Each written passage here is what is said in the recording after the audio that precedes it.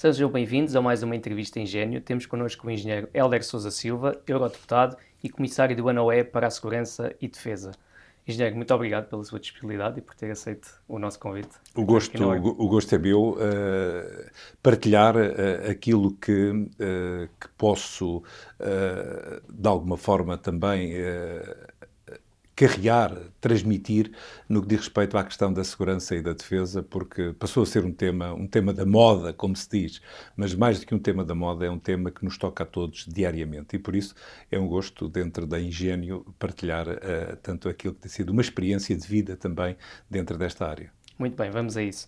A União Europeia atravessa um momento de redefinição estratégica. Como é que avalia o atual posicionamento europeu em matéria de segurança e defesa?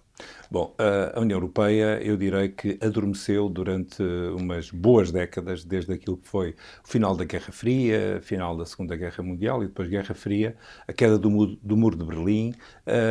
A União Europeia pensava que a questão da paz vinha para ficar e que era uma questão que não era uma prioridade da União. E por isso delegou, como eu costumo dizer, a sua questão da segurança e defesa, a responsabilidade, essencialmente em terceiros, mas particularmente no grande parceiro e no grande aliado, os Estados Unidos, através da grande aliança que nós pertencemos e queremos continuar a pertencer, que é a aliança da NATO. Só que, desde há alguns anos esta parte, eu não direi que é só desde que o presidente Trump tomou posse, mas já era visível desde há 2, 3 presidentes atrás, Obama, por exemplo, Bush, já tinham dado sinais de que a Europa teria que acordar. Só que a Europa fez questão de nunca querer acordar e o acordar era assumir mais as suas responsabilidades na área da segurança e defesa. E por isso a presença militar americana, que passou a ser uma constante, particularmente no centro da Europa, mas não só, também em Portugal, em Espanha, enfim, Mediterrâneo, mas com grande expressão na Alemanha e na Polónia, dava-nos um conforto de que tínhamos uma terceira parte aliada a tomar conta de nós. Agora a situação alterou-se por essa via, mas alterou-se antes até pela questão da invasão da Ucrânia pela Rússia e nesse sentido nós perspectivamos e sentimos que a guerra está dentro da Europa, nem sequer é às portas, é dentro da Europa e que a Europa tem que ter uma organização, uma postura e se quisermos, um comportamento diferente. E por isso acordou. E é este acordar que levou a que politicamente a União Europeia também sentisse essa obrigação, ainda que não tenha a competência própria, porque as questões de segurança e defesa nunca foram delegadas diretamente na União, mas a União também tem respondido em várias áreas que não estão delegadas, como é o caso da habitação, e é um caso que diz muito também à nossa ordem. E por isso tem vindo a assumir maiores responsabilidades de uma forma complementar, supletiva. E é nesse sentido também que hoje nós nos posicionamos, em termos de segurança e defesa, como uma das grandes prioridades desta década para a União Europeia, onde o Parlamento tem tido um papel preponderante, particularmente no que diz respeito a garantir que uma comissão foi criada exatamente para tratar da segurança e defesa, onde tenho o gosto de fazer parte, a Comissão SEDE, Security and Defense, também a criação de um comissário na Comissão para tratar deste assunto e a definição, em termos de orçamento, que tem que haver dinheiro para apoiar os Estados-membros para se reequiparem. É evidente que tudo demora tempo, mas de facto há a assunção a nível europeu de que a responsabilidade na área da segurança e defesa não é delegável, que tem que ser assumida por todos nós e que para que isso aconteça tem que haver também um financiamento que o orçamento europeu tem que responder. Disse que é preciso tempo e é preciso financiamento. O que é que falta para concretizar esses dois objetivos e que a Europa tome as rédeas da sua própria defesa e segurança? Bom, há um primeiro ponto que tem a ver com a questão dos Estados-membros estarem também disponíveis para receber ordens do nível europeu. Como disse, as competências na área da segurança e defesa não foram nunca, eu direi, claramente transmitidas para o nível europeu, mas a Europa neste momento sente necessidade, em função daquilo que nós consideramos que é a fragmentação que existe no mercado europeu, de recomendar, porque neste momento estamos ao nível da recomendação, porque não podemos impor ordens no que diz respeito à questão da definição das especificações dos equipamentos, garantir interoperabilidade, garantir o tal financiamento que falava há pouco, e isto tem sido na perspectiva um pouco do pau e da cenoura. O que é que eu quero dizer com isto? A cenoura é dizer que há dinheiro com custos mais baixos, e por isso apareceu um grande programa chamado SAFE, Security Action for Europe, para além de outros do EDIP, de apoio à indústria de defesa, mas todos esses programas levam a que os Estados-membros, para acederem aos programas, têm que se associar em consórcio e têm que definir em conjunto equipamentos que vão desenvolver ou comprar, por forma a que possam estimular em primeiro nível o mercado europeu, mas também, quando comprarem, que garantam a interoperabilidade em termos de operação conjunta. Isso tem sido um caminho que tem sido bastante, eu direi, inicialmente difícil, porque há uma questão de mentalidade que está subjacente também aos Estados-membros, aos interesses pessoais dos grandes, daqueles que são os campeões, como se dizem, por Bruxelas.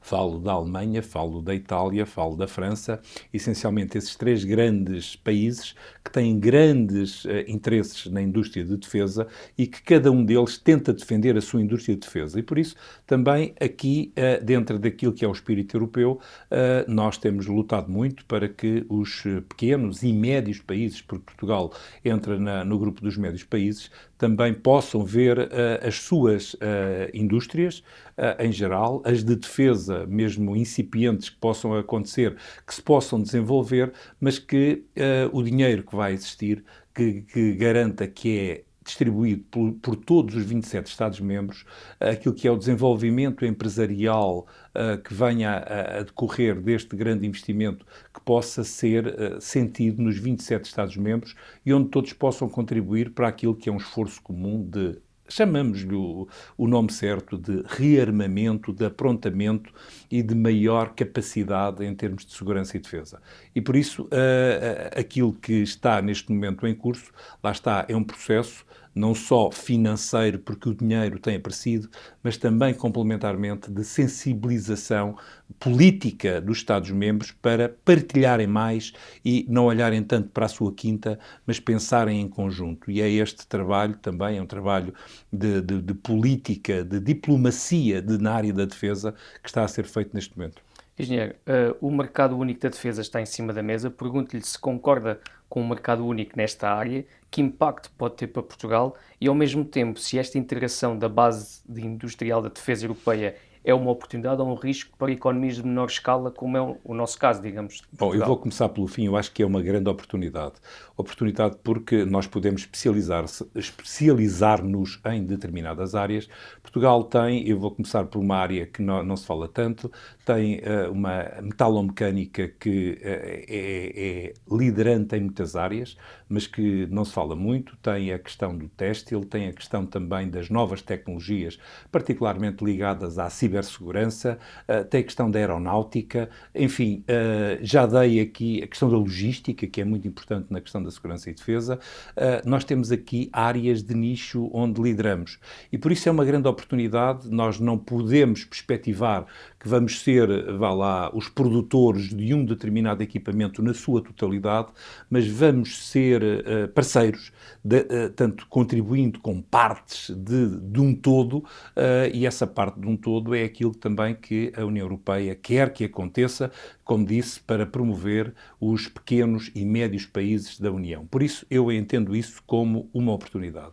A questão do mercado único liga um pouco àquilo que eu disse, que tem a ver com o mercado único é um desejo, é politicamente assumido pela União Europeia como um objetivo. Porquê? O mercado único não só em termos de definição de equipamentos, quando comparamos com o nosso principal concorrente, chamemos-lhe assim, a questão dos Estados Unidos da América. Os Estados Unidos da América têm um carro de combate, têm um tipo de fragata, têm um tipo de avião de combate. Nós temos 10 ou 12 carros de combate, ou até mais, 17, salvo erro. Nós temos não sei quantas fragatas, nós temos não sei quantos aviões, enfim, e tudo isto numa escala de...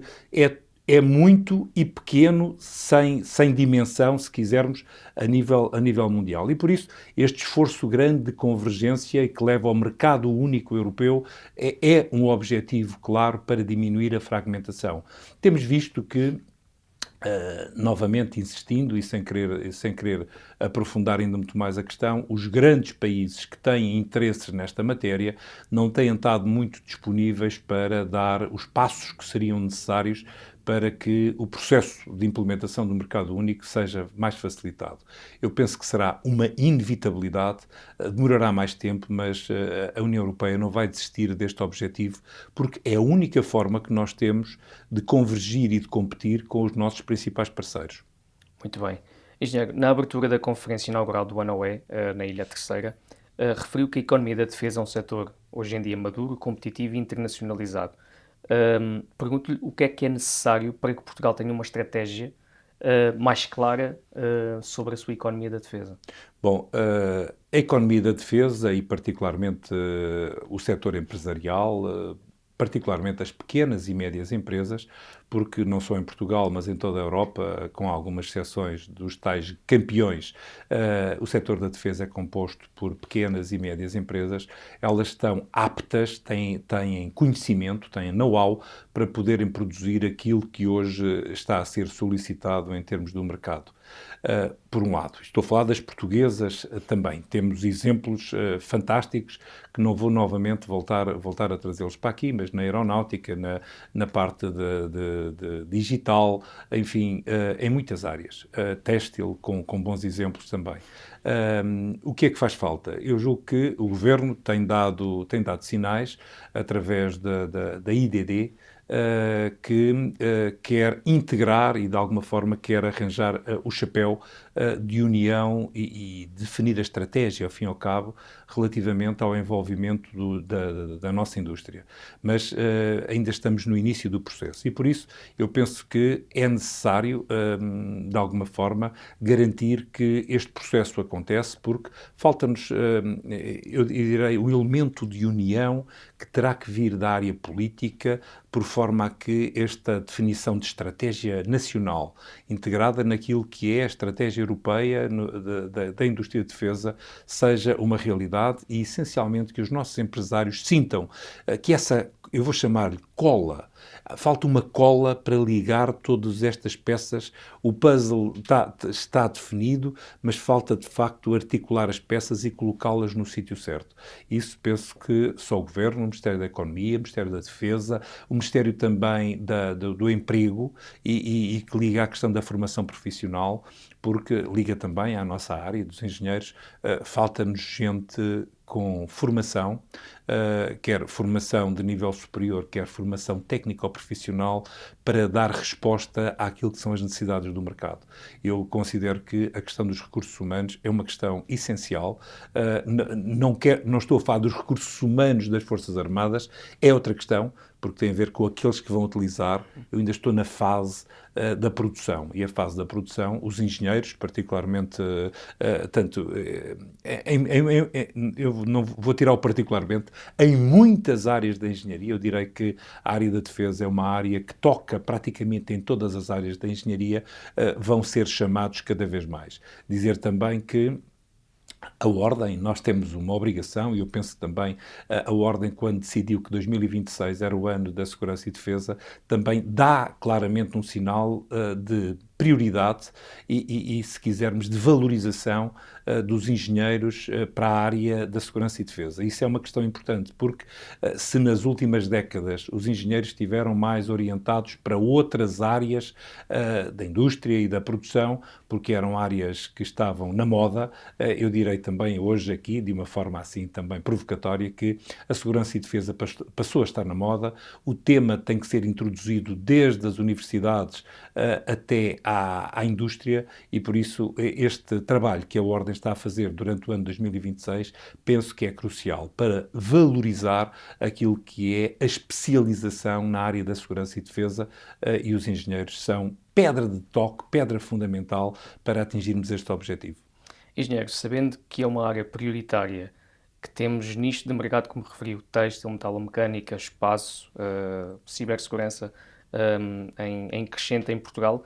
Como é que podemos garantir o investimento contínuo na defesa, que é imprescindível, e ainda assim não descurar outras áreas essenciais como a habitação, a saúde, Certo. que também são prioritárias em Portugal? Bom, eu direi que é tudo prioritário, mas os políticos são eleitos para decidir, por um lado, e por outro lado, para falar verdade aos cidadãos, aos eleitores. Eu tenho dito sempre isto e inspiro muito a um sociólogo americano que se chamou Maslow e que definiu a pirâmide das necessidades humanas. Na pirâmide de Maslow, e penso que muita gente também já ouviu falar sobre este senhor, ele definiu aquilo que são as prioridades em termos do ser humano. Na base da pirâmide, ou seja, a primeira prioridade é a prioridade relacionada com as necessidades fisiológicas, que é comida, bebida, se quisermos, e agasalhos para nos mantermos. E aí é a prioridade que nós temos que dar. A segunda prioridade, acima, imediatamente acima, depois de satisfeita a primeira, é segurança e defesa. E a terceira prioridade é a área social. As quartas e quintas prioridades entra no mundo daquilo que é, vá lá, os gostos pessoais e, se quisermos, já o ego de cada um. Portanto, repito que a segurança e defesa é a segunda prioridade em termos de necessidades humanas. Isto para responder a uma questão que é quando nós metemos tudo no mesmo saco, que é a habitação, as reformas, isto entramos em níveis de necessidades humanas acima das necessidades de segurança e defesa. Eu costumo dizer que ninguém habita, ninguém trabalha, ninguém visita, ninguém investe num território que não seja seguro e defendido.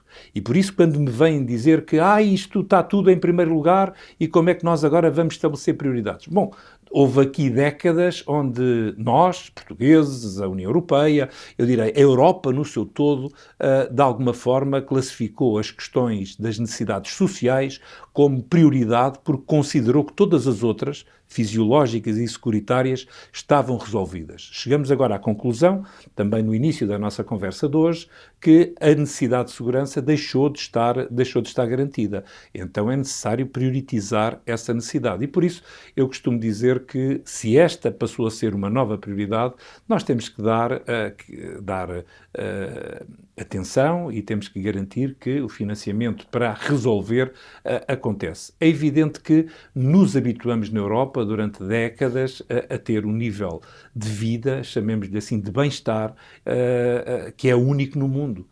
Não obstante todas as dificuldades que nós partilhamos, a Europa é o melhor local do mundo para viver. E eu espero que assim continue, até porque esta redefinição de prioridades vai no sentido de garantir que as necessidades sociais e todas as outras vão continuar a acontecer. Agora, eu não vejo que, em alguns casos, não possa ser sacrificada alguma necessidade social em detrimento de garantirmos financiamento para a segurança e defesa, nem que seja num período temporário, até a considerarmos que essa necessidade já está outra vez garantida nos níveis mínimos que nos permite também olhar para as restantes. Agora, não vale a pena enxugar o gelo, que é poderão existir algumas necessidades sociais que terão que ser sacrificadas. Muito bem. Engenheiro, já falou na importância da engenharia e dos engenheiros na sua totalidade das especialidades para a importância de políticas de segurança. Pergunto-lhe ainda assim se os decisores políticos atuais, quer em Portugal, quer na Europa, valorizam suficientemente o contributo técnico dos engenheiros para dar asas aos objetivos. Eu penso que não, e por isso também aceitei este desafio lançado pelo Sr. Bastonário, que volto a agradecer, que é nós termos um político que tenho o privilégio de estar no Parlamento Europeu, com uma experiência também nacional, onde passei não só pela autarquia, mas também pelo Parlamento Nacional, mas nunca deixei de ser um engenheiro.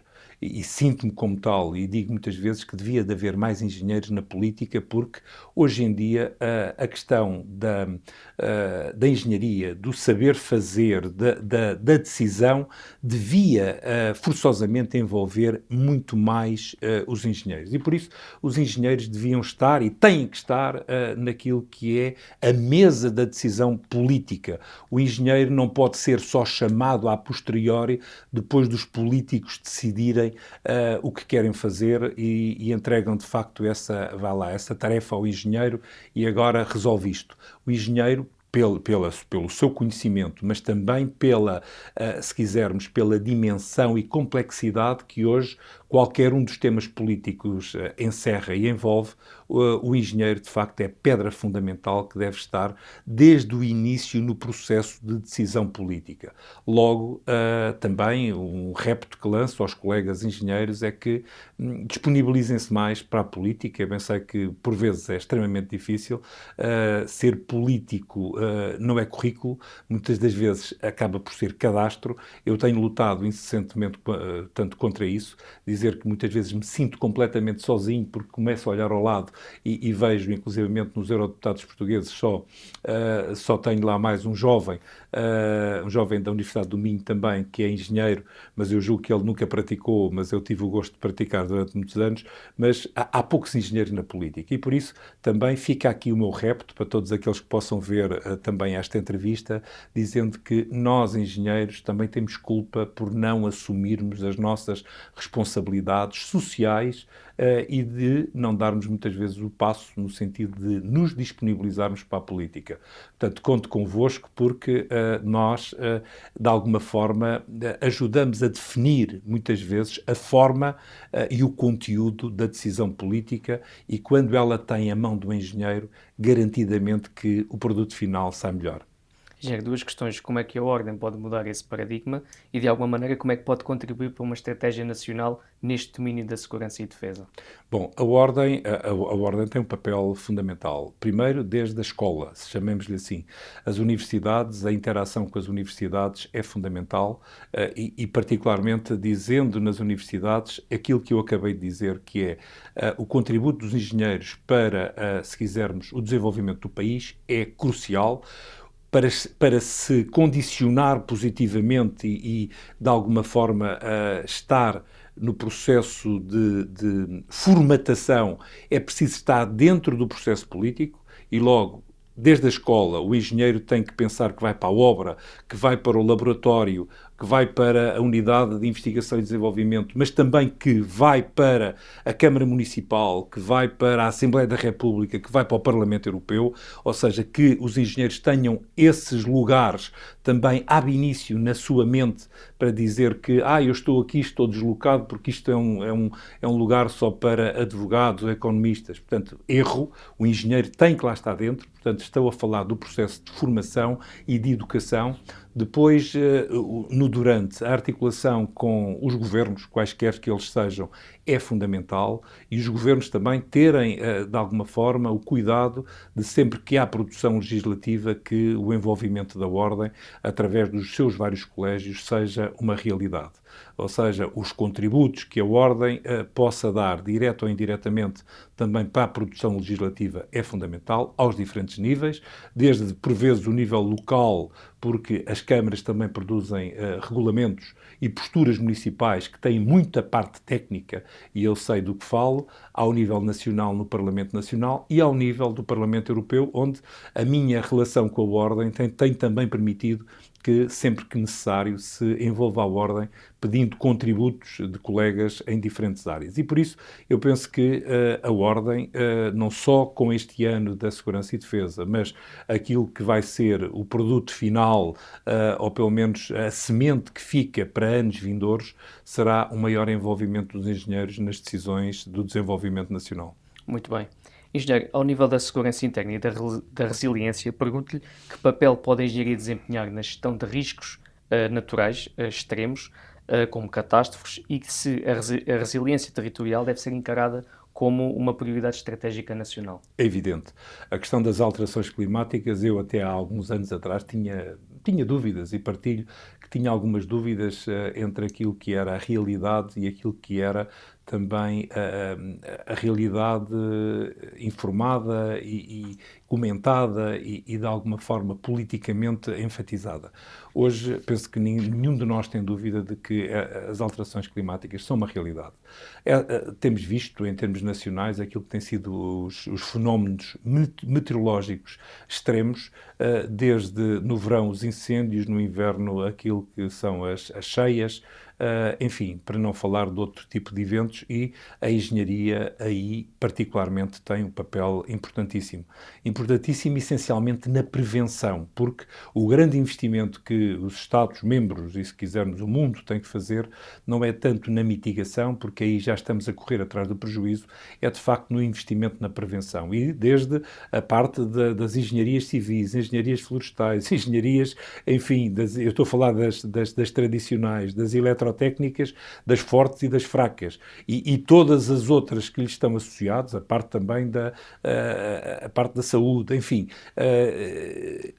é de banda larga, novamente, todas as áreas da engenharia estão envolvidas e cada vez se sente mais, também a nível europeu, e o próximo quadro financeiro plurianual vai verter exatamente essa preocupação de maior investimento na área da prevenção e da mitigação de riscos. Liga àquilo que vulgarmente nós consideramos que é a área da proteção civil, muito ligada à segurança interna, e por isso é um caminho novo que até há uma década atrás, sensivelmente, eu diria que era uma área secundária dentro da segurança interna, hoje é uma área de primeira prioridade dentro daquilo que são os objetivos europeus e nacionais, e por isso mais uma oportunidade para os engenheiros poderem mostrar o seu valiosíssimo contributo que têm dado, mas que podem dar ainda mais à sociedade.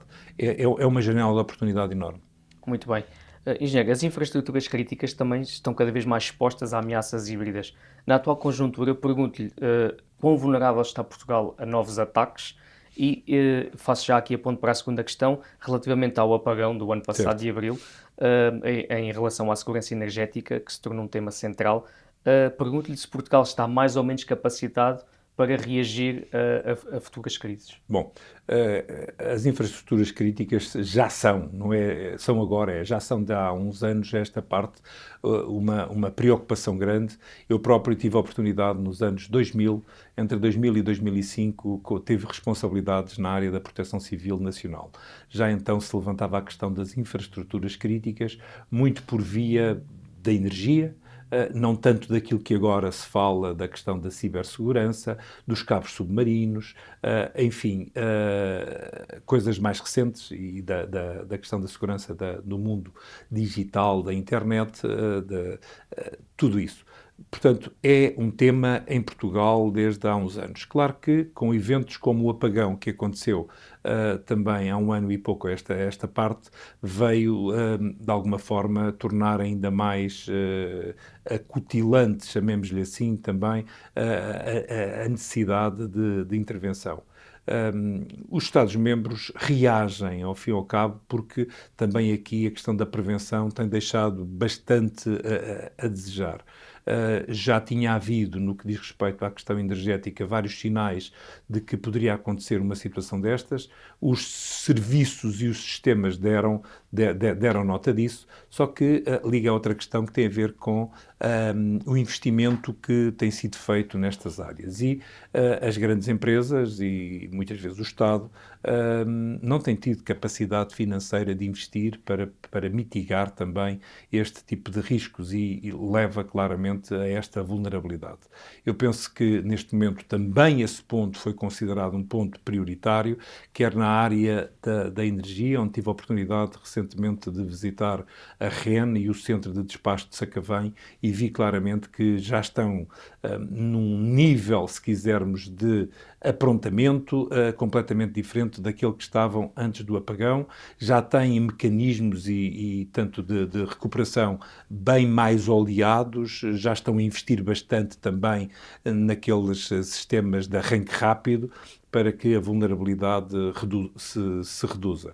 Na área, por exemplo, digital, no mundo digital, Portugal tem dado e é liderante no que diz respeito a empresas com conhecimento na área da cibersegurança e a área da ciber, cada vez mais, ela tem uma capilaridade maior, onde nós temos que chegar com esses serviços até às pequenas e médias empresas, por forma a garantir a continuidade do serviço. Mas, hoje em dia, mesmo nas pequenas e médias empresas, esta palavra que é tanto um plano de continuidade de serviço é algo que já faz parte do léxico também dos decisores em Portugal. Portanto, eu vejo o caminho como muito positivo, aquele que está a ser trilhado.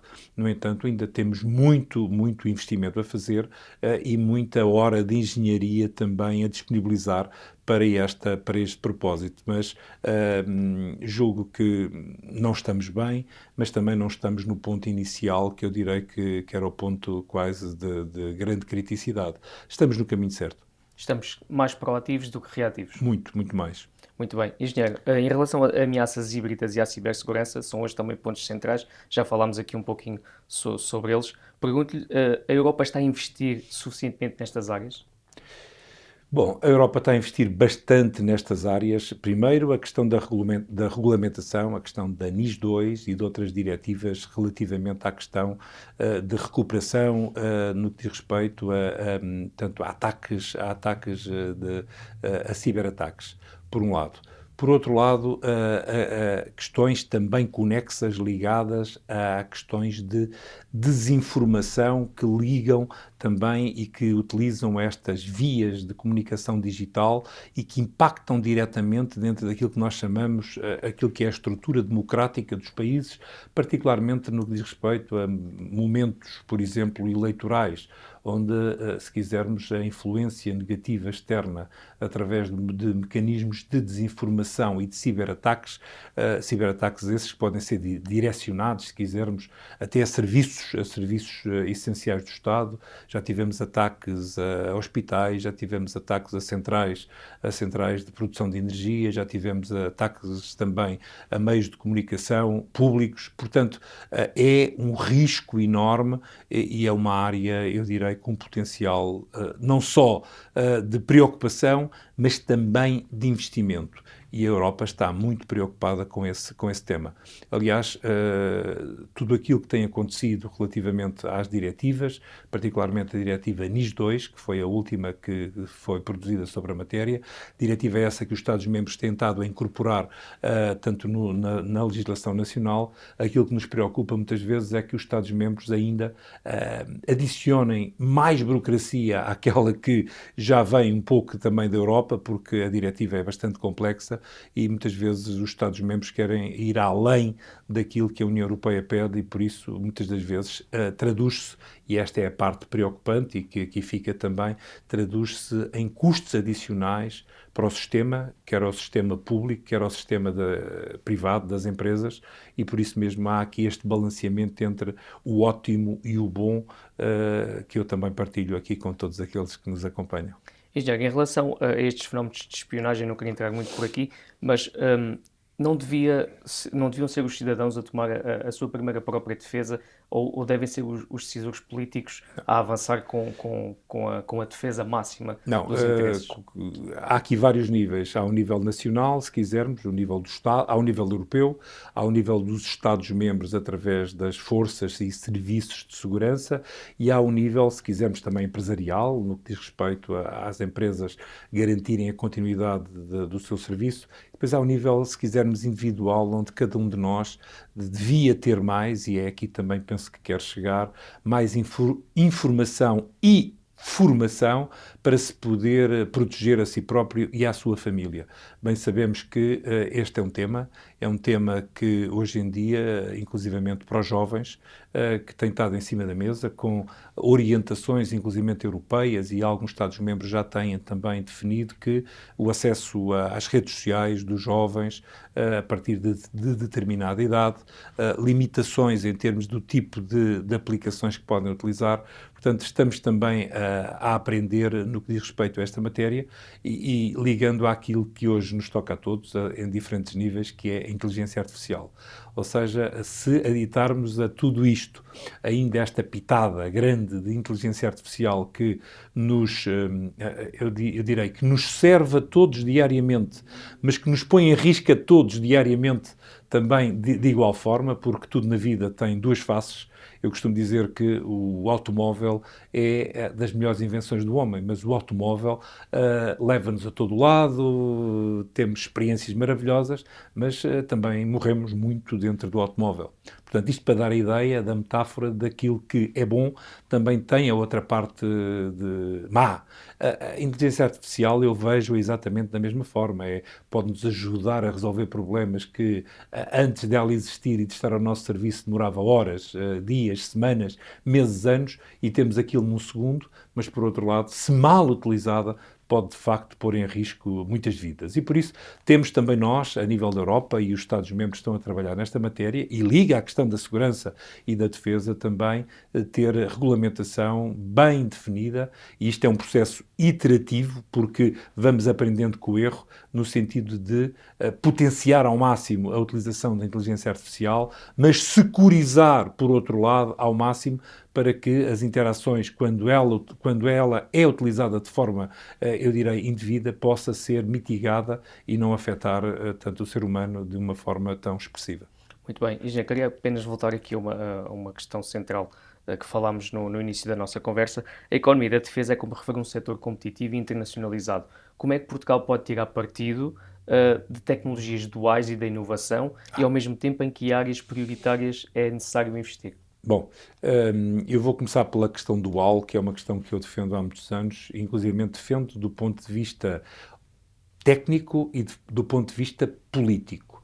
Do ponto de vista técnico, eu quando desenvolvo, por exemplo, uma embarcação um semi-rígido, vou dizer um barco semi-rígido, ou um semi-reboque, por exemplo, esse semi-reboque dá para, no dia-a-dia, transportar contentores entre uma fábrica e um porto, mas esse mesmo semi-reboque pode, numa situação de guerra ou de emergência, levar um contentor de proteção civil ou levar um carro de combate em cima. É o exemplo típico de um equipamento dual. A mesma coisa, um barco pode servir para a pesca, mas se for necessário também servir numa situação de emergência, de catástrofe, de calamidade ou mesmo de guerra, também o pode fazer. E é aqui também que eu penso que, do ponto de vista político, da opinião pública, eu, pagador de impostos, se souber que o meu dinheiro está aplicado naquele equipamento, que tem o uso dual, onde não está parado à espera que a guerra venha ou que a catástrofe venha, eu sinto-me muito mais confortável enquanto pagador de impostos. E este é um dos objetivos globais que os Estados-membros devem desenvolver, que é adquirir, essencialmente, equipamentos duais quando o fazem na especificação técnica, e os engenheiros podem e devem aqui dar um bom contributo para que a utilização desse equipamento seja maximizada e, de alguma forma, o retorno para a sociedade seja também maximizado. Dito isto, a questão da indústria portuguesa. A indústria portuguesa, como eu já disse aqui, penso que pode ter naquilo que é este reinvestimento na área da segurança, defesa e, se quisermos, proteção civil também em particular, ter uma oportunidade única se conseguir consorciar primeiro internamente, para criar escala dentro do país, porque somos um país médio. Segundo, consorciar com empresas da União Europeia. Aquilo que está definido em termos de investimentos da União Europeia é que se garanta, no mínimo, a incorporação de 65% de mão de obra e de equipamentos europeus, podendo ir buscar os outros 35% fora dos limites territoriais da Europa. Portanto, também esta obrigação de incorporar recursos humanos e tecnologia e material europeu é também um reforço daquilo que é, se quisermos, o estímulo à indústria e à economia europeia, para que não venha tudo de fora, no sentido de há mais dinheiro, mas vamos comprar tudo aos Estados Unidos, à China, à Índia, ou Israel, ou outras latitudes fora da União. Portanto, isto também é um objetivo bem claro, que há dinheiro, mas esse dinheiro deve servir e ser posto ao serviço, se quisermos, da indústria europeia. Portanto, as áreas onde Portugal pode de alguma forma, ter uma projeção maior e um desenvolvimento maior, já as trouxe aqui. Não falei do espaço, mas o espaço de facto, particularmente a partir de Santa Maria, nos Açores, tem vindo a ser desenvolvido um projeto fantástico através da Agência Espacial Portuguesa, juntamente com a Agência Espacial Europeia, no sentido de a Estação Espacial que está em Santa Maria poder não só fazer o acompanhamento dos satélites europeus, mas também a partir dali se lançar alguns satélites de órbita baixa e eu espero que dentro de poucos meses isso possa acontecer. Portanto, há empresas portuguesas também dentro desta área de nicho e de grande tecnologia, onde os engenheiros são de facto a pedra de toque também, que Portugal pode ser um dos pilares essenciais do espaço a nível europeu. Como disse, na área também da cibersegurança e das novas tecnologias é outra área onde nós vemos grande potencial. Na área da aeronáutica, Portugal tem 3 ou 4 empresas, uma delas que veio até dos nossos irmãos brasileiros, mas outras que nasceram genuinamente em Portugal, muito na área dos drones e estão a dar cartas, chamemos-lhe assim, a nível europeu, estão na primeira linha daquilo que tem sido a aprendizagem, eu direi, por um lado, felizmente, por outro lado, infelizmente, da guerra da Ucrânia, mas a grande parte dos drones que hoje servem para defesa da Ucrânia e para alguns ataques também ao seu contendor Rússia, eles têm tecnologia, têm mão portuguesa, e isso para mim e para nós penso que é de facto motivo de grande orgulho, mas as outras áreas que há pouco aflorei, a área do têxtil, onde nós somos muito bons, aquilo que é o centro da indústria e do desenvolvimento do têxtil tem aplicações fantásticas na área da segurança e defesa. Descobri recentemente novas empresas em Portugal, particularmente na área também dos revestimentos e proteção balística, que somos dos melhores do mundo.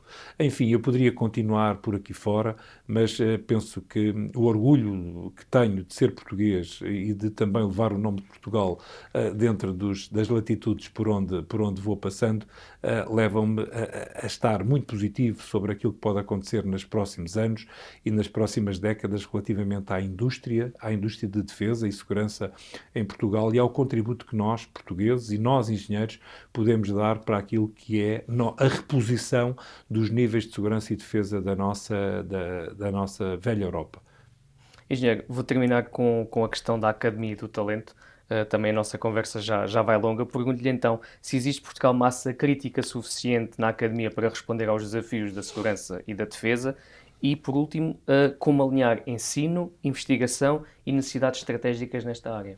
Bom, eu considero que, em termos de recursos humanos, nós estamos, eu direi, a 50% daquilo que eu perspectivo que venha a ser necessário. E, por isso, a Academia deve perspectivar, como disse, desde os primeiros anos do ensino técnico-profissional e do ensino superior, dentro das áreas da técnica e da engenharia em particular, um reforço da sensibilização da necessidade de mais recursos humanos para esta área. Como é que podemos alinhar a questão da necessidade com a formação e com a questão também do ensino? Eu penso que aqui o Estado, se quisermos o Governo, tem uma palavra importante, porque o Ministério da Educação e da Ciência e Ensino Superior tem que ser envolvido, o Ministério do Trabalho tem que ser envolvido, porque não pode haver falta de interligação entre as várias partes, se quisermos, chamamos do triângulo das necessidades. Porque se uma trabalhar muito, mas a outra não acompanhar, naturalmente que as coisas não vão funcionar. E por isso é forçoso que o Governo, o Ministério da Defesa em primeiro lugar, mas depois, como disse, Economia, Educação, Ensino Superior e Trabalho, que trabalhem em conjunto, por forma a que, de alguma forma, o resultado final seja um resultado equilibrado e harmonizado e que nós possamos ter os melhores técnicos motivados, com salários. Eu não falei da questão dos salários, mas dizer que, hoje em dia, os salários que são praticados nas indústrias de defesa são salários muito acima da média dos salários nacionais. Inclusivamente, temos tido importação de recursos humanos de outros técnicos e engenheiros também de outros Estados-membros engenheiros que vêm para cá, para Portugal, porque os salários que nós pagamos são claramente acima da média dos salários, tanto das indústrias a nível nacional. E por isso eu perspectivo que haja um grande crescimento, mas também o acompanhamento do mercado e o acompanhamento da academia, porque a necessidade aguçou o engenho. E quando, de alguma forma, que é o nosso lema de engenheiros, e quando de alguma forma o sistema tende a desequilibrar, há uma compensação natural também, porque a história ensina-nos que isso vai acontecer. Portanto, mas nunca se poderá dispensar aquilo que é a intervenção do Governo nesta matéria, que será crucial, essencialmente para não perdermos tempo, porque o tempo aqui é um fator essencial. Eu direi que já ontem era tarde para nós estarmos tanto a investir, a formar, a educar e a vender, porque isto tem que ser o ciclo todo, não vale a pena só produzir, temos que encontrar também quem queira comprar aquilo que produzimos, mas há muito quem queira comprar e dinheiro, felizmente, não tem faltado, nem vai faltar nas próximas décadas. Penso que o grande foco terá que ser recursos humanos e depois empresários com capacidade também de levar por diante aquilo que são os desafios da década na área da segurança e defesa.